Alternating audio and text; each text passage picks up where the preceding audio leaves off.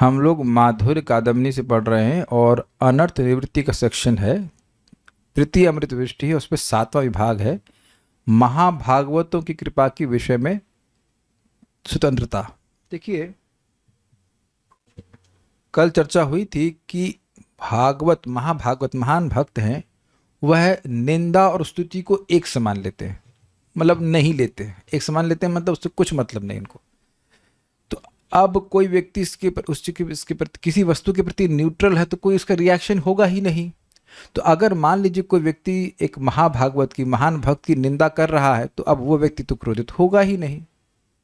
जब क्रोधित होगा ही नहीं तो अपराध लगेगा ही नहीं। ऐसा व्यक्ति कोई सोच सकता है, लेकिन वहाँ बताया गया था कि ठीक है, वो भक्त अपराध नहीं लेते हैं, लेकिन उनकी चरण रज अपराध लेती है। और चरण रज का अर्थ था उनका प्रभाव। एक अर्थ था, दो अर्थ हम निकलते, उनके प्रभाव से वो नहीं ले रहे हैं कुछ, लेकिन उनके प्रभाव के लेश से जो व्यक्ति अपराध कर रहा है उसका तेज निरस्त हो जाता है, वह अधोगति को प्राप्त होता है। दूसरा अर्थ ये भी समझाया गया था कि भगवान के चरणों में सारे भक्त रहते हैं, तो भगवान के भक्त अपराध नहीं लेते हैं, लेकिन भगवान अपराध ले लेते हैं, लेते ही हैं, है ना। एक उदाहरण मन में आ रहा है कि एकदम किसी माँ का एकदम छोटा बच्चा है, अब वह तो कुछ भाषा नहीं जानता है, अगर उसको कोई आके गाली बके तो वो तो सम रहेगा। ये कोई कहे कि आप भारत के प्रधानमंत्री, मगर मान लीजिए कोई गाली बक रहा है, स्तुति करने में तो कोई दिक्कत नहीं, अगर मान लीजिए कोई गाली बके जिसके लिए बच्चा योग्य नहीं है, तो क्या माँ को बुरा लगेगा? उत्तर बिल्कुल स्पष्ट है, भी बहुत बुरा लगेगा, है कि नहीं। अगर बच्चा सुंदर भी नहीं हो तब भी माँ उम्मीद करती है कि लोग आए कहें कितना प्यारा बच्चा है। अगर कोई कहे ये क्या है अगर इतने कहते ये क्या पैदा किया, तो बताइए, कह दीजिए कि कोई माँ को बुरा नहीं लगेगा। हर माँ को अपने बच्चों से प्रेम होता है, थोड़ा थोड़ा वात्सल्य होने पे भी तो अब जो भगवान इतनी वात्सल्य से अरबों अरबों अनंत कोटि गुना वात्सल्य है उनका भक्तों के प्रति, तो किसी भक्त के प्रति कोई खराब बर्ताव करेगा तो भगवान सहन कर लेंगे? नहीं करेंगे, तो भगवान दंड देते हैं। ये बात स्थापित हुई थी। तो कुछ निराशाजनक बात लग रही है, हमसे तो अपराध हो ही जाएगा ये वो। अब यहाँ एक बड़ा सुंदर टॉपिक है कि देखिए, ये सब सत्य है और ये सारे नियम हैं ऐसे, लेकिन महाभागवत महान भक्त वह उनकी कृपा नियम से बंधी नहीं है। नियम तो बताए गए हैं, लेकिन शुद्ध भक्तों की कृपा नियम से नहीं बंधी है। इस कारण से 3 उदाहरण दिए जाएंगे जहां पे एक महान अपराधी को भी कृपा दी गई। उस भक्त का अपराध किए और फिर भी उस भक्त ने कृपा करी। This is amazing. तो एक बहुत बढ़िया बात है, लेकिन इससे लाइसेंस नहीं मिल रहा अपराध करने का, लेकिन बात समझाई जा रही है कि भक्त लोग इतने उदार हैं कि अपराधी का भी वह कल्याण करते हैं। बहुत सुंदर 3 कथाएं, उसे बात समझ में आ जाएगी। अभी पहले हम उसके सेक्शन को पढ़ लेते हैं। कभी कभी दुर्गेय कारणवश अथवा बिना कारण के ही कृपा करने में सर्वसमर्थ स्वच्छंद चरित्र वाले महाभागवत शिरोमणि साधु पुरुषों में इस विषय में कोई भी मर्यादा स्थिर नहीं होती। मर्यादा क्या है? मर्यादा ये है कि जो भक्तों की सेवा करता है उससे भक्तों की कृपा मिलती है, सिंपल है ना। लेकिन दुर्गे कारणवश मतलब ऐसा देखा गया है कि किन्हीं महाभागवतों ने ऐसे व्यक्तियों पर भी कृपा करी जो उनके प्रति अपराध करते हैं। तो वो कारण समझ में नहीं आता है। या तो एक पॉइंट ये है कि उस कारण समझ में नहीं आता, और दूसरा कारण ये हो सकता है कि कोई कारण नहीं है। दूसरा कारण ये है कि वो अहेतु की कृपा दे रहे हैं, बस कोई कारण नहीं है। मैं पूछूं कि बादल समुद्र में पानी क्यों वर्षा करता है? वहां जरूरत है? तो फिर, और चातक वेट करता है तो उसको भी पानी देता है, ठीक है, लेकिन समुद्र तो वेट नहीं कर रहा है ना। समुद्र में पानी क्यों? और बहुत जगह पत्थर पे पानी गिरता है तो पत्थर को तो पानी की जरूरत नहीं है ना। तो स्वच्छंद समझना चाहिए। स्वच्छंद चरित्र वाले मतलब वह गुणों के बंधन में नहीं है। हम लोग गुणों के बंधन में हैं, इसलिए हमारा रिएक्शन प्रिडिक्टेबल होता है। हमें कोई अगर खराब बोलेगा तो मैं अपनी बात कर रहा हूं, मैं उस पर कोई सौहार्द नहीं रखने वाला क्यों आप हम पर हंस रहे वरुण प्रभु? आप कैसे हो? आप पर कोई गुस्सा होगा तो फिर भी दया करेंगे नहीं? शायद निशा माता जी हैं, वेदवाद नहीं आपका, आपका कोई चीखे चिल्लाए तब भी आप कृपा करेंगे, कल्याणपूर्ण स्थिति को प्राप्त कर गए नहीं। अरे इनके तो दर्शन के बीच में कोई पुजारी आता तो उसको तुरंत उसको क्या कहते हैं, उसको निलंबित किया जाए, सस्पेंड किया जाए। तो आप देख रहे हैं कि हम लोग ऐसे स्तर पे नहीं। आप में से कितने लोग हैं यहाँ पे जो ऐसा कर सकते हैं? तो अब आप देख रहे हैं कि ये सब वही कर सकता है जो गुणों के परे हो। तो यही बात बोलने की, गुणों की वजह से जो कारण बनते हैं वो सब कोई कारण नहीं, उनकी स्वेच्छा है। स्वच्छंद मतलब they are not under rules and regulations of Vedas also, ये बात। तो ये सारे नियम जो है एक महान भागवत तोड़ करके कृपा देते हैं। जिस प्रकार अपनी पालकी को ढोने में नियुक्त करने वाले तथा कटु वचन रूपी विष की वर्षा करने वाले रहुगण राजा पर भी जड़ भरत की कृपा प्रसिद्ध है, और जिस प्रकार पाषंड मतावलंबी दैत्यगण हिंसा करने के लिए प्रस्तुत होने पर भी चेदिराज उपरिचर वसु ने उनके ऊपर कृपा की थी, और जिस प्रकार नित्यानंद प्रभु ने उनके मस्तक पर प्रहार कर रक्त की धारा प्रवाहित करने वाले महापापी माधाई पर भी कृपा की थी। इसी प्रकार गुरु की अवज्ञा रूप नामापराध के विषय में भी जान लेना चाहिए, वो भी बात करेंगे आगे। श्री विष्णु एवं शिव के नाम रूपादि के भेद चिंतन के विषय में निम्नलिखित रूप से विवेचन किया जा रहा है। वो अगला सेक्शन है, उसको इंडिकेट कर रहे हैं। अब हम लोग नोट पढ़ेंगे। तो वेदवादी पढ़ना शुरू कीजिए। पहली कथा। महत्पुरुष या महाभागवत भक्तगण भावाविष्ट दशा में राग द्वेष इत्यादि से रहित होकर, स्तुति और निंदा में क्षोभ रहित होकर जगत में विचरण करते हैं। उनके लिए किसी के प्रति अनुग्रह या निग्रह संभव पर नहीं है, तथापि उनकी निंदा करने से निंदुक व्यक्ति को अत्यंत भीषण अपराध होता है, यह पहले कहा गया है। किंतु जैसे एक एग्जाम्पल, सुखदेव गोस्वामी इधर उधर भ्रमण कर रहे थे और किसी को कोई प्रीचिंग भी नहीं कर रहे थे। कोई गए कहाँ जा रहे हो, तो कोई उत्तर भी नहीं देते थे। तो ऐसी अवस्था में है महाभागवत, तो वो ऐसी अवस्था में भी हो सकते हैं। तो दे आर नॉट प्रीचिंग, कोई ना तो किसी को दंड दे रहे हैं ना किसी पर अनुग्रह कर रहे हैं, ऐसे घूम रहे हैं। हाँ, फिर आगे। महाभागवत किंतु सर्वत्र एक ही प्रकार का नियम नहीं है।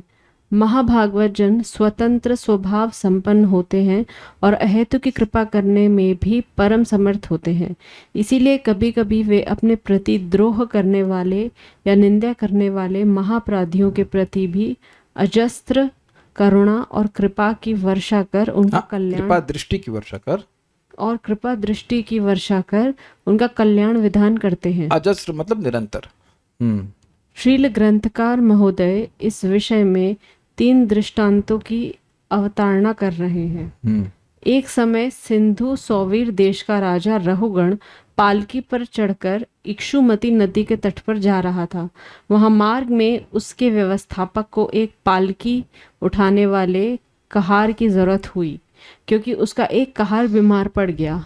व्यवस्थापक की दृष्टि आंगीरस गोत्रीय ब्राह्मण कुमार परम भागवत श्री जड़ भरत पर पड़ी, जो देहाभिमान शून्य होकर समस्त प्राणियों के प्रति सुहृद और वैरहीन थे। उसने उन्हें खूब हृष्ट पुष्ट एवं गठीले अंगों वाला युवक समझकर राजा की पालकी ढोने में लगा दिया। जड़ भरत भी कुछ नहीं बोले और चुपचाप पालकी उठाकर अन्य कहारों के साथ चलने लगे। एक पॉइंट, अगर वो कह देती कि मेरे पापा का नाम व्हाटएवर ब्राह्मण है, तब तो वह छू भी नहीं सकते थे। वो कल्चर नहीं था ऐसा कि राजा की इतनी मत हो कि ब्राह्मण को पालकी में लगा दी। कुछ नहीं बोले। आप देख रहे हैं, ब्राह्मण कुल में जन्म लिए हैं, उनको कहार के रूप में नियोजित किया जा रहा है। It was impossible but he did not respond. ऐसा उनका अभिमति नहीं थी कि मैं ब्राह्मण हूं, ये वो बोल, अवेयरनेस तो है कि ब्राह्मण के जन्म लिए हैं, लेकिन ना। नेक्स्ट।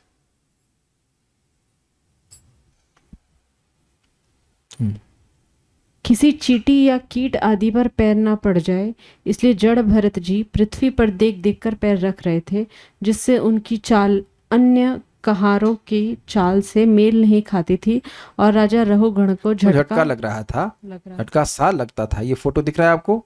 तो यहाँ पे एक जो स्ट्रॉन्ग है सबसे आगे में, वो हैं जड़ भरत जी, और यह चींटियों को बचा बचा के चल रहे हैं। तो इस कारण से वो जो पालकी थी वह डिस्टर्ब हो रही थी, और आप देख सकते हैं कि राजा जो है वह क्रुद्ध हो रहा था। राजा ने 2-4 बार सबको डांटा और दंड के डर के मारे सबने कहा, राजन, यह एक नया कहार आ गया है जो टेढ़ा मेढ़ा चल रहा है। इसके दोष से पालकी ठीक नहीं चल रही है। इस बात को सुनकर राजा अत्यंत क्रोधित हो उठा और बोला, अरे क्यों रे, तू बहुत थका दिखता है। अब एक एक चीज को थोड़ा समझिए। क्या जड़ भरत थके थे? नहीं। कटाक्ष नंबर 1। अकेला उठ रहा है ना, अकेला उठा रहा है ना। अकेला उठा रहे थे। कटाक्ष नंबर 2 पालकी को। हाँ, फिर तू बहुत दुबला पतला है, बुढ़ापे ने तुम्हें घेर रखा है। तू बहुत दुबला पतला है ना, बुढ़ापे ने तुझे घेर रखा है ना। अब क्या ड्रामा में किए नहीं, क्या ड्रामे में ड्रामेटिकली बोलिए। तो आप देख रहे हैं कि ये सब कटाक्ष बन रहा है कि नहीं। वो देख रहा है कि खूब तगड़ा है, फिर भी बोल रहा है कि तू दुबला तो पतला है ना। देख रहे हैं कि युवा है, लेकिन बुढ़ापे ने तुझे घेर रखा है। हाँ, ठीक से चल, मैं कौन हूँ जानता है। इस प्रकार के ताने भर वचनों से ताने भरे, चश्मा दे क्या अपना। इस प्रकार ताने भरे वचनों सब लोग देख रहे हैं क्या पढ़ रही हैं आप, ठीक है। हाँ, इस प्रकार ताने भरे वचनों से उपहास करने पर भी जड़ भरत निरुत्तर रहकर पूर्ववत शिविका पालकी को वहन करने लगी। जिनका देहाभिमान दूर हो गया है, उनको किसी के ताने भरे वचनों के तिरस्कार से उनके हृदय में व्यर्थ ही क्रोध क्यों उत्पन्न होगा। हाँ, तो एक प्रश्न था कि प्रभु जी ये कैसे मालूम चले कि हमें अहंकार है। तो अगली बार जब मम्मी ताना मारे तो आप देखना कि क्या रिएक्शन आता है। आपको लगे ये ताना तो मेरे देह के लिए जा रहा है। अगर ऐसा कुछ आ रहा है तो आपका अहंकार समाप्त हो गया है। और अभी परेशानी हो रही है तो अभी अहंकार है। अब बेचारे शर्मा रहे हैं। तो आपको शर्माने की जरूरत नहीं, मेरा भी अहंकार है। Is it not? कोई कुछ बोल रहे, अरे क्या फालतू प्रवचन कर रहे हैं, तो हमको भी गुस्सा आएगा। मैं कहूँगा बताओ भाई, गुस्सा है ना। तो आप देख रहे हैं कि कोई, ये समझ लीजिए कि जब कोई ताना मारे और बुरा लगे तो अभी अहंकार है, मिथ्या अहंकार। अगर कोई बाहर खड़ा होकर के मेरे स्कूटर को गाली देना शुरू करे तो मैं क्या बोलूंगा, अरे यार बेवकूफ, कैसे इसको दिमाग टाइम वेस्ट कर रहा है अपना, है ना। ऐसा देह के लिए कोई बोलता है, देख तो दिखाई तो दे ही रहा है ना। तो अब वहां तो हम नहीं सोचते हैं अरे क्या बेवकूफ आदमी देह के लिए बोल रहा है। लेकिन इनको कोई फर्क नहीं पड़ा था, ठीक है। श्री जड़ भरत पर इन ताने वचनों का कुछ भी असर नहीं हुआ। इन श्री जड़ भरत पर इन ताने वानों का कुछ भी असर नहीं हुआ। आज ही आपका हम नंबर चेक करवाते हैं। श्री जड़ भरत पर इन ताने वानों का कुछ भी असर नहीं हुआ। वे पूर्ववत चलते रहे। जब एक मिनट रुक, कोई पूछना है प्रभु जी, परंतु ताने कौन मार रहा है उसे?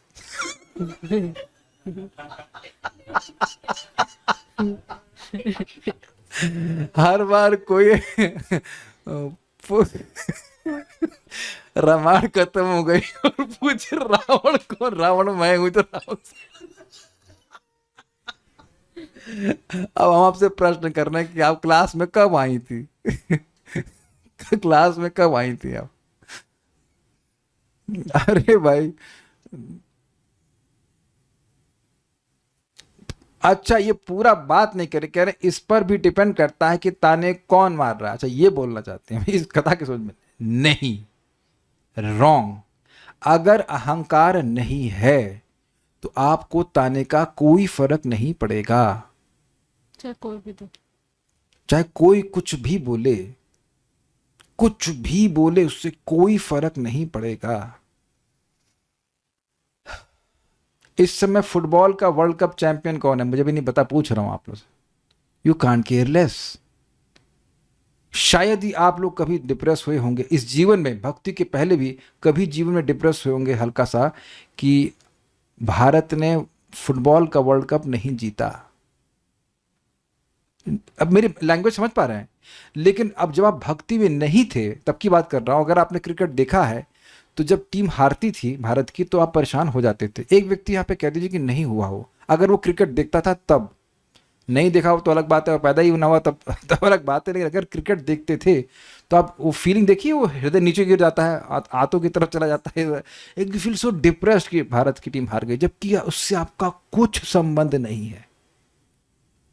तो कौन सी टीम खेल रही इसका मतलब नहीं है, मिथ्या अहंकार होने के कारण कि वो टीम अगर जीतेगी तो मैं जीतूंगा, मेरा देश जीतेगा, इत्यादि इत्यादि, ये सब मिथ्या अहंकार की बात है। तो ताने कौन मार रहा है, ये उनका मतलब पूरा प्रश्न ये था कि हमको बुरा नहीं लगेगा तब डिपेंड की ताने कौन मार रहा है। नहीं नहीं, कोई भी ताने मारे को फर्क नहीं पड़ेगा अगर मिथ्या अहंकार नहीं है। अब बात तो विस्तार हो जाएगी, लेकिन एक हम एग्जाम्पल देते हैं, हमारे संग हुआ था। हम लोग टवेरा से जा रहे थे प्रीचिंग के लिए, तो बगल से बस निकली, तो कोई व्यक्ति थूका और थूक जो है वो गाड़ी के विंडो स्क्रीन पे आके गिर गई।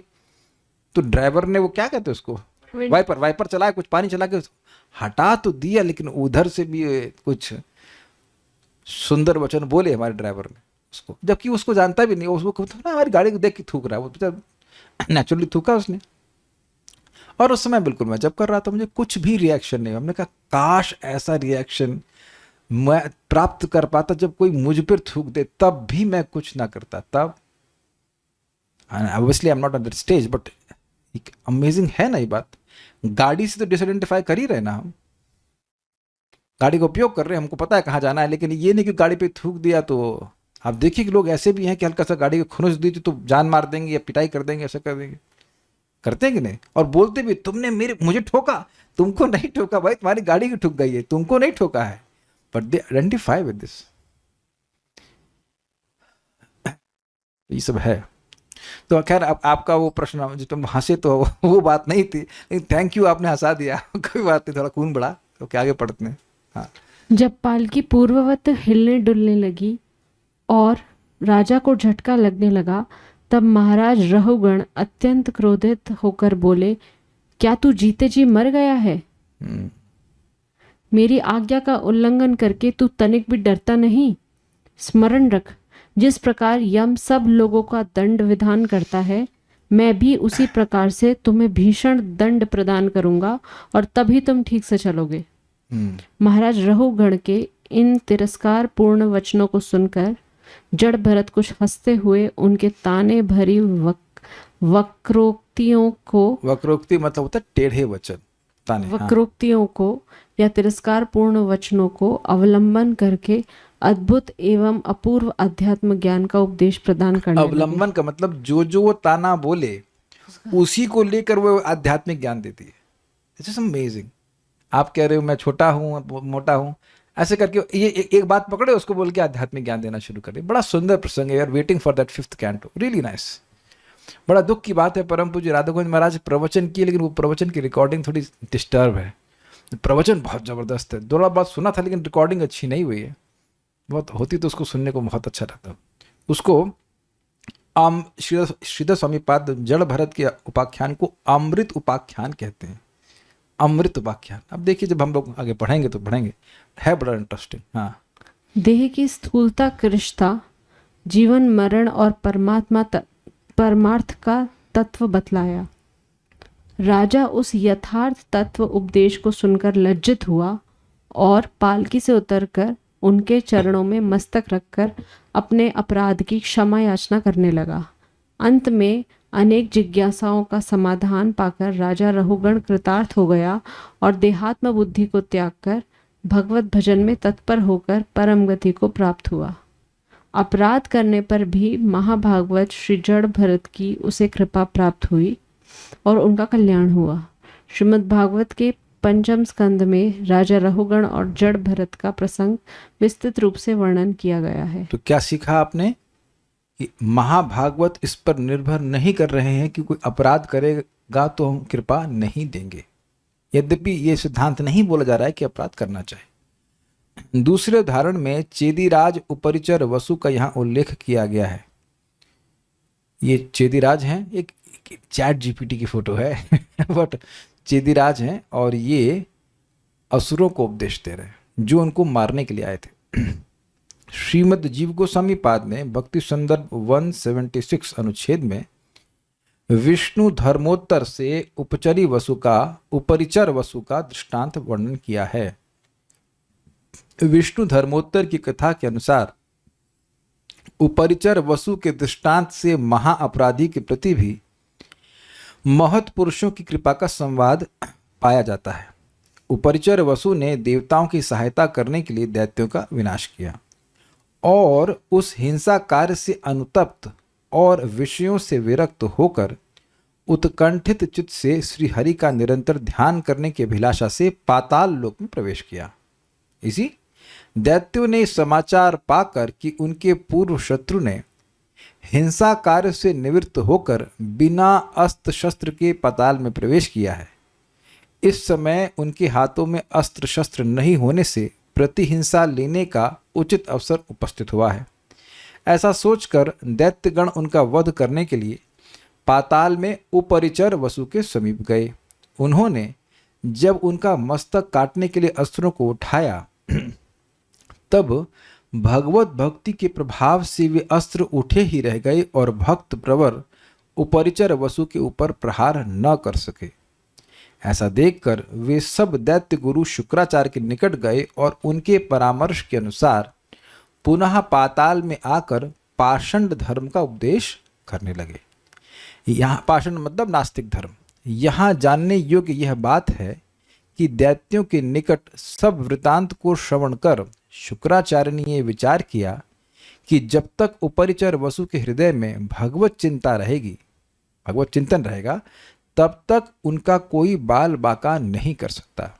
यदि किसी प्रकार उनके हृदय में श्री भगवान के प्रति अवज्ञा या अनादर की बुद्धि होगी तभी उनका विनाश संभव है।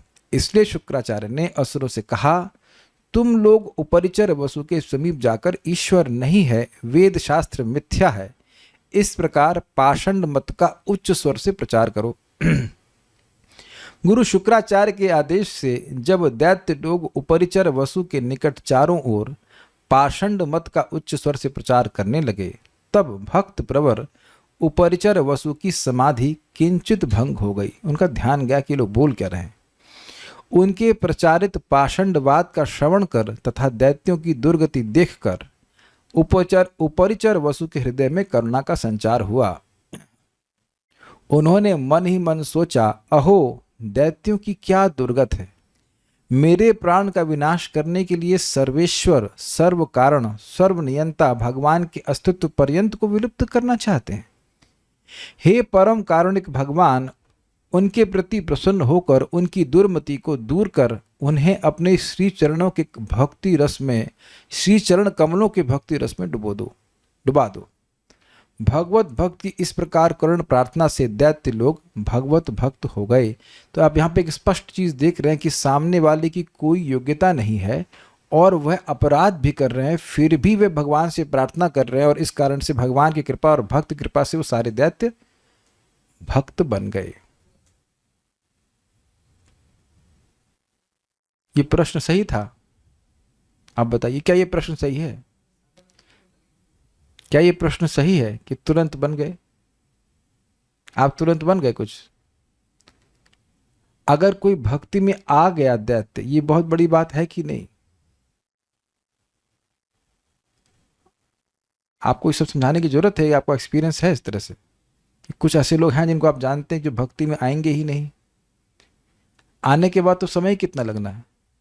ये तुरंत कहने से कहीं आपका भक्त और भगवान की कृपा पे कुछ संदेह तो नहीं है ना? संदेह तो नहीं प्रकाशित कर रहे? तुरंत भी हो सकता है क्योंकि तुरंत के भी प्रमाण हैं, लेकिन भगवत भक्त हो गए का मतलब क्या है? भक्त हो जाने का क्या मतलब होता है? आप शराबी हैं? काहे नहीं शराबी है? मतलब माइक दीजिए इनको, काहे शराबी नहीं है बताइए? नहीं पीते। हाँ, भक्त हैं, प्रयास कर रहे। नहीं वही फिर प्रश्न, शराबी हैं आप? नहीं। गृहस्थ हैं? नहीं। काहे नहीं है? क्योंकि प्रवेश ही नहीं किया, स्त्री नहीं रखे हैं। तो जब दारू नहीं रखे हैं तो शराबी नहीं है, स्त्री नहीं रखे हैं तो गृहस्थ नहीं है, और भक्ति कर रहे हो तो फिर क्या हो? भक्त हो। Make sense? ये मैं बार बार रिपीट कर रहा हूं। देखिए, श्रद्धा आना सबसे कठिन है। ये आजकल महाप्रभु की, आजकल आप महाप्रभु की कृपा से देख रहे हो। आप महाप्रभु के अलावा जरा पकड़ लीजिए, महाप्रभु की जो संप्रदाय हमारे इस्कॉन है, उसके अलावा कौन भक्ति करता हुआ दिखता है आपको? जरा बताइए। अरबों अरबों में कोई व्यक्ति ऐसे हैं जो भगवान की भक्ति को प्राप्त हो रहे हैं। एंट्रेंस ही नहीं मिल रहा, एंट्रेंस एग्जामिनेशन ही क्वालिफाई नहीं कर पा रहे, संपर्क ही नहीं मिलता। एक बार संपर्क मिल गया फिर तो स्पीड से भागते हैं बहुत। आप नहीं देख रहे हो अपने जीवन को? आज सुबह से आपने कैसे जीवन बिताया है? Can you imagine? सपने में भी, सपना भी नहीं आया होगा कैसे लोग जीते हैं, सपना भी किसी को सपना आया? जो जीवन आप वास्तविकता में जी रहे हो उसका सपना भी आप नहीं देखे हो। प्लीज किसी की हिम्मत हो तो हाथ खड़ा कर दे कि सपना भी देखा हो। सपना भी नहीं देखे होंगे। जिस चीज का दुनिया में लोग सपना नहीं देख रहे हैं वो हम लोग रोज वैसा जीवन जी रहे हैं, है कि नहीं? तो ये भक्ति नहीं हो रही है। और बहुत जल्दी एक बार भक्ति में आ जाए तो फटाफट फटाफट व्यक्ति भगवान के पास चला जाए, वो कठिनाई नहीं है। लेकिन दैत्यों के लिए स्वीकार करना ही मुश्किल था। तो अगर आप ये कहें ना कि एकदम तुरंत परम भागवत हो गए तो महाप्रभु का वचन ही खंडित हो जाएगा ना, क्रमे क्रमे स्वयं भक्त होय भी उत्तम। लेकिन वो आ गई, ये बहुत बड़ी बात है। लोग मानते ही तो नहीं है। तो ये बड़ा अद्भुत प्रभाव था। एग्जाम्पल आप वो भी याद कर सकते हैं नारद जी का, हम उसको यहाँ पे डिस्कस नहीं करेंगे, लेकिन मणिकुंवर, नलकुंवर और मणिग्रीव बड़े भद्दे तरह से नारद जी से प्रताप किए। नारद जी शाप दे दिए, लेकिन शाप भी मुख से निकल रहा है तो भक्त बन जाओ। यही है ना शाप। 36,000 साल तक खड़े रहो पेड़ के रूप में, फिर तो भगवान के दर्शन होंगे, शुद्ध भक्ति प्राप्त हो जाएगी। वो तो और आसान है ना, खड़े रहो जब भी करना निकाली खड़े रहो दाम में खड़े रहो। उसके बाद खाने पीने की भी चिंता नहीं, नीचे से पानी आता रहेगा। भाई वृक्ष को तो कोई दिक्कत है नहीं, एक जगह खड़े होकर के अपना पालन पोषण कर रहा है, क्या तो हद बात है। और बाकी भगवान के बाप के घर में भगवान के पिताजी के घर में आंगन में वो वृक्ष बने, और देखा जाए तो कुछ नहीं किए, केवल धाम वास किए और भगवान की शुद्ध भक्ति प्राप्त किए। और वहां प्रभुपाद कहते हैं, भगवान देख रहे हैं इनको पेड़ों को, कहते हैं इन भोगियों से इससे मेरा कोई मतलब नहीं है, लेकिन क्योंकि मेरे भक्त ने कहा है इसलिए मैं स्वीकार कर रहा हूं। मैं उन पे नहीं, मैं अपने पास रहा हूं कि भगवान देखते हैं इस भोगी से मेरा कोई मतलब नहीं है, लेकिन अब मेरे शुद्ध भक्त ने स्वीकार किया है तो अब इसका उद्धार कर लेते हैं। यही तो बात है। The pure that's why we take shelter of a pure devotee because he prays on our behalf.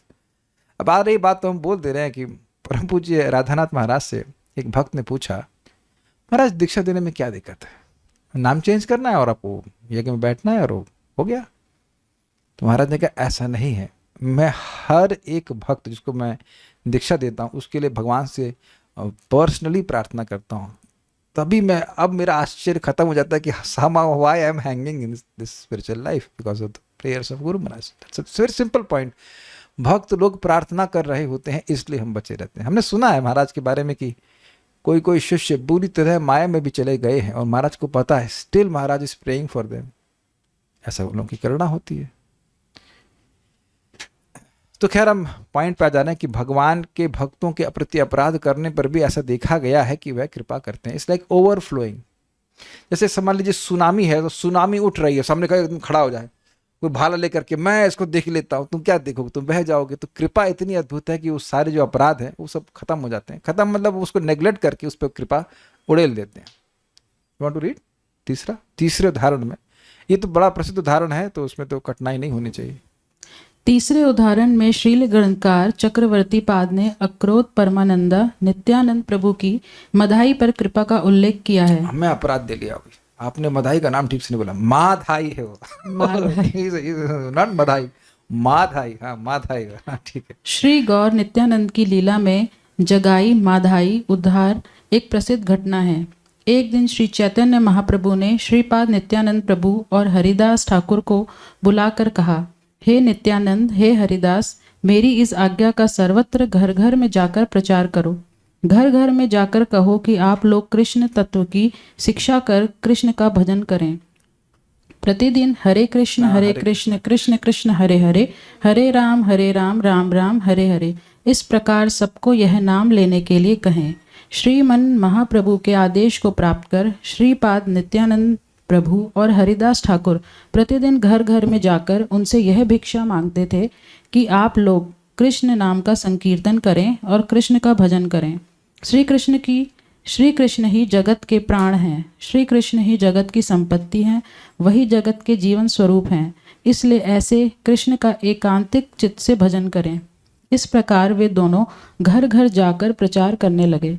एक दिन श्रीपाद नित्यानंद प्रभु और हरिदास ठाकुर जब नवदीप नगर में प्रचार कर रहे थे, तब हठात उन्होंने जगाई माधाई नामक 2 मद्यपों को राजपथ में ही मद्यपान करते हुए देखा।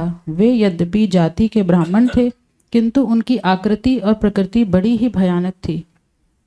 वे मद्यपान करते, लूटमार करते, ऐसा कोई कुकर्म नहीं था जो उन लोगों ने नहीं किया हो। भक्त लोग कहते हैं कि ये लोग भी शास्त्र पढ़ते थे, लेकिन चेक करते थे कौन सा पाप रह गया शास्त्र में जो हमने नहीं किया है, और उसको फिर लिख लिख कर करते, मतलब रच रच के करते थे। उनको देख के श्रीपाद नित्यानंद प्रभु के हृदय में करुणा का संचार हो आया। लोगों ने श्रीपाद नित्यानंद प्रभु को उन मद्यपों की ओर जाने के लिए मना किया, किंतु वे माने नहीं। उन्होंने मन ही मन जगाई और माधाई का उद्धार करने के लिए संकल्प कर लिया था। अतएव उनके समीप जाकर उन्हें श्री कृष्ण नाम करने के लिए कहा। उस समय जगाई माधाई मद्यपान कर मतवाले हो रहे थे। श्रीपाद नित्यानंद के मुख से श्री कृष्ण नाम सुनते ही दोनों उनको मारने के लिए दौड़े। ऐसा देखकर श्रीपाद नित्यानंद प्रभु एवं श्री हरिदास ठाकुर दोनों बड़े तीव्र गति से भागे। उन दोनों दुष्टों ने उनका पीछा किया। दुष्ट लोग ऐसा देखकर हंसने लगे और सज्जन लोग हाय हाय करने लगे, किंतु उस दिन श्रीपाद नित्यानंद प्रभु और हरिदास ठाकुर किसी प्रकार बच गए।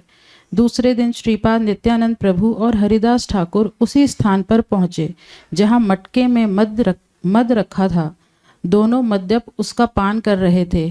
पुनः श्रीपाद नित्यानंद प्रभु ने उनके समीप पहुंचकर उनसे श्री कृष्ण नाम करने के लिए कहा। इतना सुनते ही माधाई ने मटके का एक टुकड़ा लेकर श्रीपाद नित्यानंद प्रभु के सिर पर दे मारा।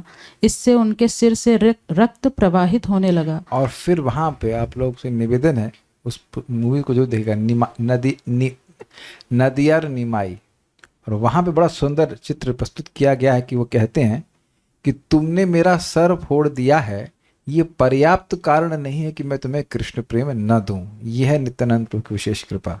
आगे पढ़िए। लोगों ने महाप्रभु को बतलाया। महाप्रभु यह सुनकर कि जगाई माधाई ने श्रीपाद नित्यानंद प्रभु का मस्तक फोड़ दिया है, क्रोधित होकर वहीं से दौड़े और समीप आने पर उन्होंने श्रीपाद नित्यानंद प्रभु के मस्तक से रक्त निकलता हुआ देखकर चक्र चक्र कहकर चक्र को बुलाया। अब आप देख सकते हैं यहाँ पे कि नित्यानंद प्रभु ने कोई अपराध नहीं लिया, लेकिन भगवान ने अपराध लिया। क्लियर आ रहा है? ठीक है। साथ ही उनके हाथों में चक्र आ गया। ये देखिए, आप फोटो देख पा रहे होंगे कि मतलब चैतन्य महाप्रभु के हाथ में चक्र है और नित्यानंद प्रभु उनको रोक रहे हैं। उनके, अगर आप देख पा रहे हो तो उनके माथे से खून भी गिर रहा है नित्यानंद प्रभु के, और माधाई को मारने के लिए वो उत्सुक हैं, लेकिन वो उनको रोक रहे हैं कि नहीं, आप इनको मत मारिए। बहुत प्रसिद्ध घटना है। ऐसा देखकर श्रीपाद नित्यानंद प्रभु ने महाप्रभु जी से कहा, जगाई ने मेरी रक्षा की थी और इससे कहा था कि माधाई इसे मत मारो। यह सुनते ही श्रीमन महाप्रभु ने जगाई का आलिंगन किया और वह कृष्ण कृष्ण करते हुए प्रेम से मूर्छित हो गया। ऐसा देखकर माधाई के हृदय का भी परिवर्तन हो गया और वह महाप्रभु के चरणों में गिर गया। अब रुकिए, इससे पहले बताता हूँ कि हुआ क्या। वो कहता है कि देखिए, जो पाप जगाई ने किए थे वो मैंने भी किए। लॉजिक लगा रहा है नलायक, नलायक in the sense, please I don't want logic. देखिए कि देखिए, आज तक हम दोनों ने सारे पाप मिल के किए हैं, तो जो पाप इसने किए हैं उसमें हमारी 50% पार्टनरशिप पे हम भी किए हैं, तो इसको कृष्ण प्रेम मिला है तो मुझे भी मिलना चाहिए। This is high level of ignorance. तुम काम क्या किए हो? अगर ये याद रखना हो कि कौन मारा था, तो माधाई को इंग्लिश में याद रखना, MADHAI, मैड था माधाई, इसलिए नित्यानंद प्रभु को मारा, तो माधाई ने मारा था। तो ये तो तब महाप्रभु कहते हैं यस। महाप्रभु जी ने कहा, श्रीपाद नित्यानंद प्रभु, जब तक तुम्हें क्षमा नहीं करते तुम्हारा किसी प्रकार से उद्धार नहीं है। श्रीपाद नित्यानंद प्रभु ने माधाई के लिए प्रार्थना की, प्रभु इसको भी श्री कृष्ण प्रेम प्रदान करें। महाप्रभु जी ने उसके सिर पर हाथ रखकर श्री कृष्ण प्रेम प्रदान किया। अब वे दोनों ही हरे कृष्ण कहते हुए नृत्य करने लगे।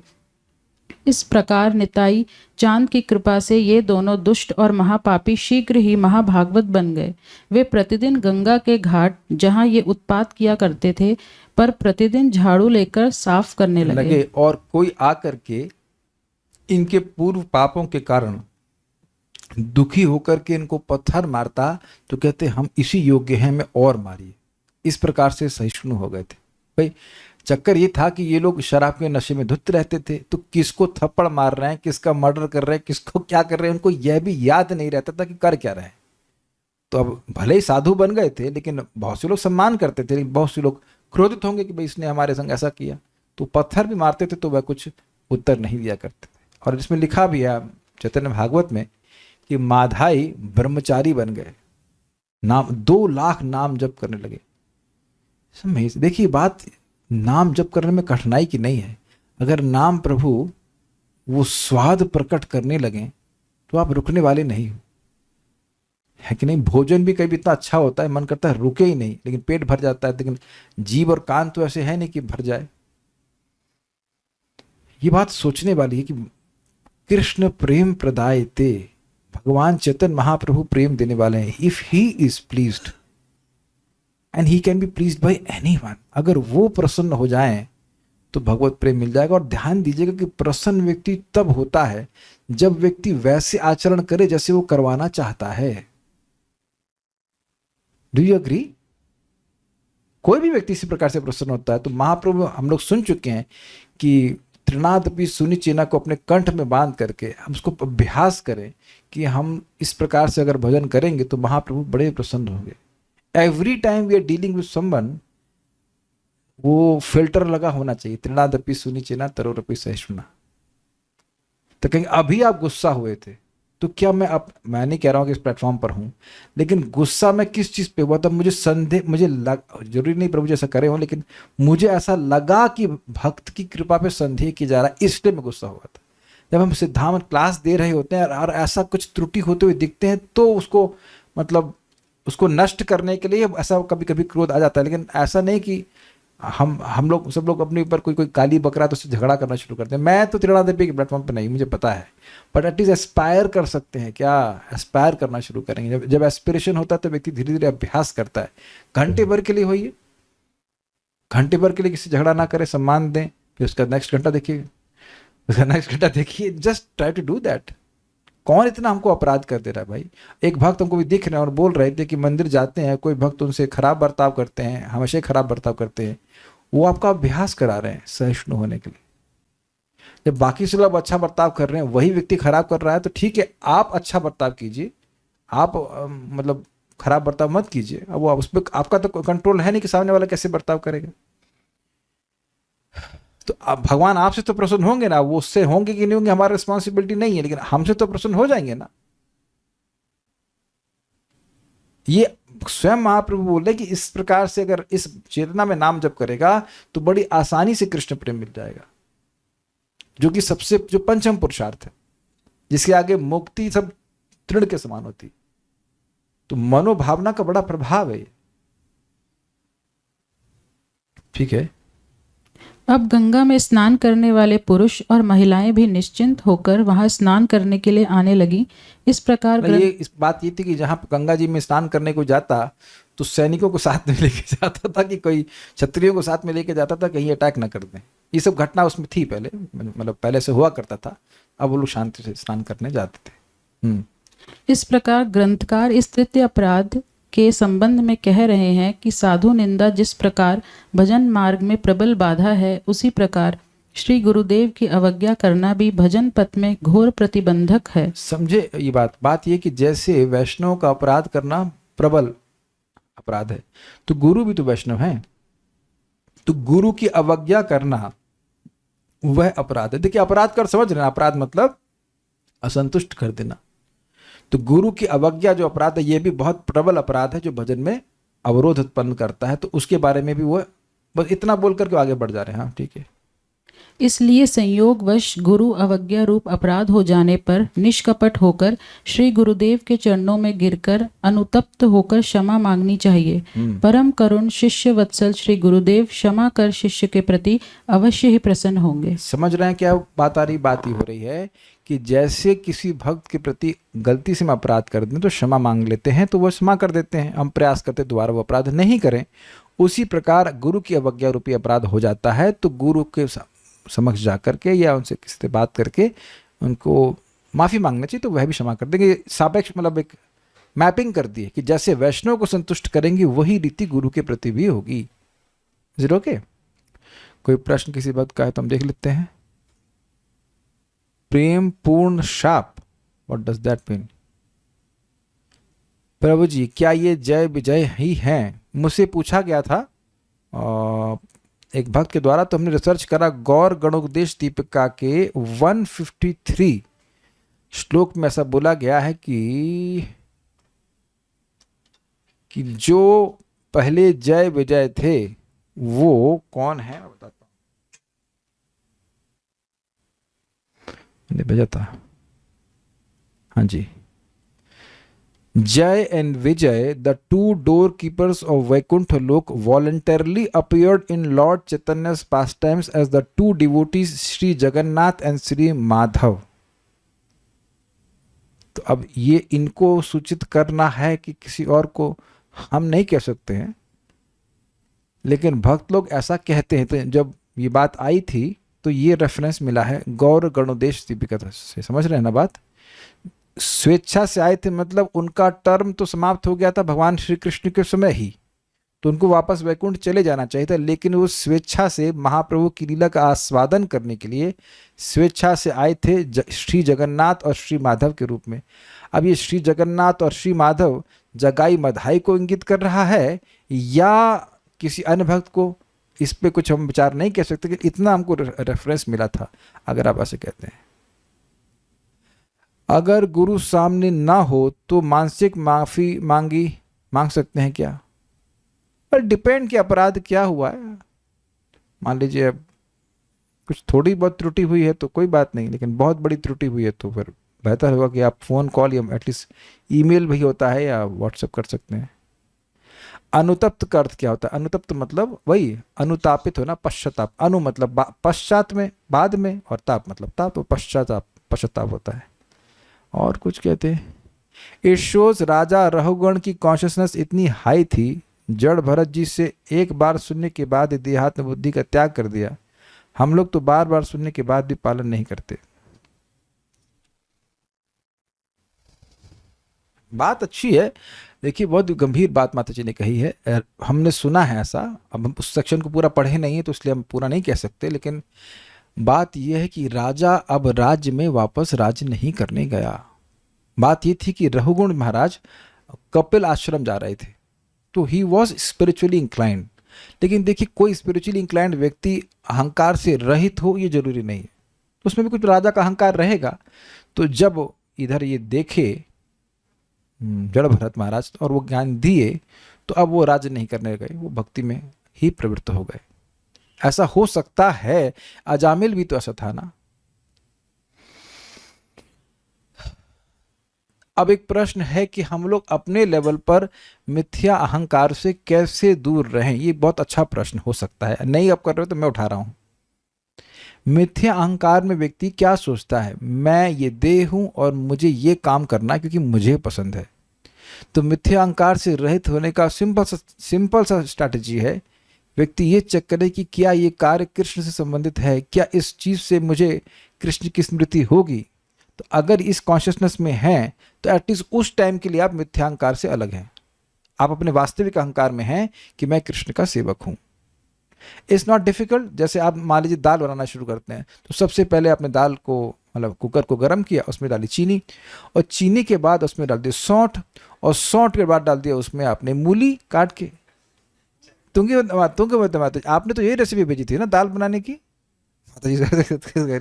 ये व्हाट इज दिस। तो आप देख रहे हैं कि एकदम गलत, जानबूझ के गलत बोल रहा हूँ, क्योंकि जैसे ही आप सोचते हो कि मुझे दाल बनानी है, तो आप पहले दाल के बारे में सोचते हैं, कौन सी दाल बनानी है। तो उस दाल के उस प्रयोजन के संबंध में चीजें इकट्ठी करते हैं कि नहीं करते हैं, बताओ आप। कल्याणपुर नहीं समझ पा रहे होंगे, बनाए दाल कभी? जीरा, नमक, हल्दी, व्हाटएवर, हींग इत्यादि इत्यादि, उसमें चीनी घोलने का तो कोई मतलब नहीं है।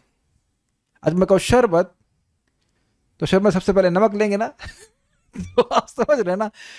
तो वो प्रयोजन के अनुसार चीजें इकट्ठी की जाती कि नहीं। तो प्रयोजन क्या है? इंद्रिय तृप्ति या कृष्ण तृप्ति। तो कृष्ण तृप्ति को सेंटर में रख करके कृष्ण की इंद्रिय की तृप्ति को संतुष्टि करने की इच्छा है तो वो सारी चीज़ें मिथ्याहंकार के अनुसार नहीं होंगी। लेकिन अगर अपनी इंद्रिय की इच्छा है संतुष्ट करने की, उसके अनुसार वही वस्तुएं फिर वैसी कार्य करने लग जाएंगी। ये होता है मिथ्याहंकार से रहित होने का मतलब प्रैक्टिकल सेंस में। और क्या कह रहे हैं?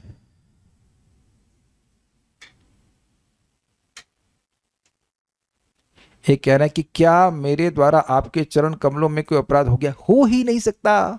क्यों नहीं हो सकता? क्योंकि मेरे चरण कमल नहीं है।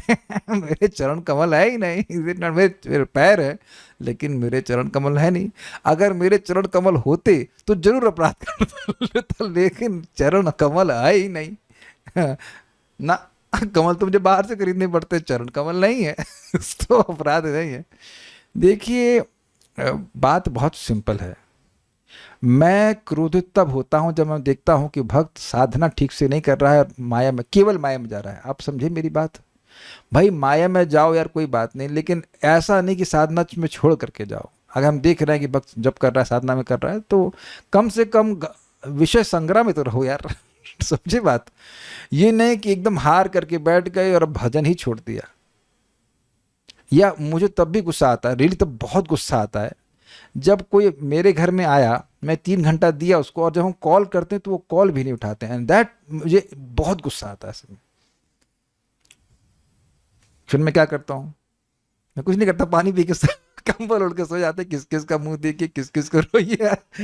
आराम बड़ी चीजें, मुड़क के सोइए। क्या करेंगे? लेकिन ये हमको इम्पर्सनलिज्म बड़ा खराब लगता है। या कोई कहता है कि जूम लिंक दे दीजिए, और फिर कभी भी नहीं आता। मैं कहता तुम कभी नहीं आने के लिए ज्वाइन किए कि हम लेंगे लेकिन आएंगे कभी भी नहीं। तो इन सब बातों में हमको गुस्सा आता है। भाई मोस्ट प्रॉब्ली हम सभी लोग उस समय कुछ नहीं कर रहे होते हैं ना, मोस्ट प्रॉब्ली। अरे आज वो थोड़ा कहानी सुन लो, कहानी तो सुनाइए, कुछ कथा सुनने को लाभ होगा, ऐसा नहीं है। तो इस बात पे हम, इन सब प्रैक्टिकल बातों पे हमको बहुत गुस्सा आता है। कुछ तो जब करो यार, 4 माला 5 माला 6 माला कुछ तो करो, जाओ माया में, कोई दिक्कत नहीं, लेकिन वापस भी आ गए थोड़ा भगवान को भी देखने आओ कम से कम। ये बात है। बाकी कोई इतना कोई खास गुस्सा मुझे इस बात तो सही में गुस्सा आता है। एकदम छोड़ के नहीं बैठ जाना चाहिए। भक्ति मिली है, कुछ तो करो, 4 माला 5 माला कुछ तो करो, कुछ संपर्क प्रतिदिन बना के रखो। ऐसा नहीं कि एकदम छोड़ दे। तो आप तो ऐसा कर नहीं रहे, तो आप पर गुस्सा होने का तो कारण होता ही। अच्छा, आप पर जिन्होंने हमसे क्षमा मांगी है, तो क्रोधित होने के ऐसे, लेकिन मैं क्यों आप पर क्रोधित हूं, तो मैं विचार करूंगा कि हाँ मैं क्रोधित हूं। नहीं है तो काहे के ऊपर क्षमा मांग रहे हैं? और तो कोई है नहीं। So will stop here. उम्मीद है कि तीनों स्टोरीज आपको अच्छी लगी होंगी और ये माधुर कदमनी एक्साइटिंग लग रही होगी। बहुत नया क्या टॉपिक आएगा वो आप लोग उत्साहित होंगे सुनने के लिए। एक भक्त हमको आज बोले, हाँ अब हम ऐसे उत्तर दिया करें, क्लास सुन ही रहे हैं, प्रभु जी आज मेरा जब अच्छा नहीं हुआ। हमने कहा घन तरला। कोई काउंसलिंग नहीं, घन तरला। अच्छा हाँ समझ गया प्रभु, समझ गया। तो अब ज्यादा कुछ नहीं, प्रभु जी मन नहीं लग रहा, जब मैं घन तरला। प्रभु जी भोगों में पड़ गए, विषय संग्रह। तो अब तुरंत आपको जो है, जो प्रेस्क्रिप्शन में लगा ये है आपका, एकदम डॉक्टर बन गए। प्रभु जी पहले बड़ा मन लगता था, अब नहीं लगता है, उत्साहमयी। उत्साहमयी घन तरला। जी हमको डोनेशन दे रहे हैं, तरंग रंगनी।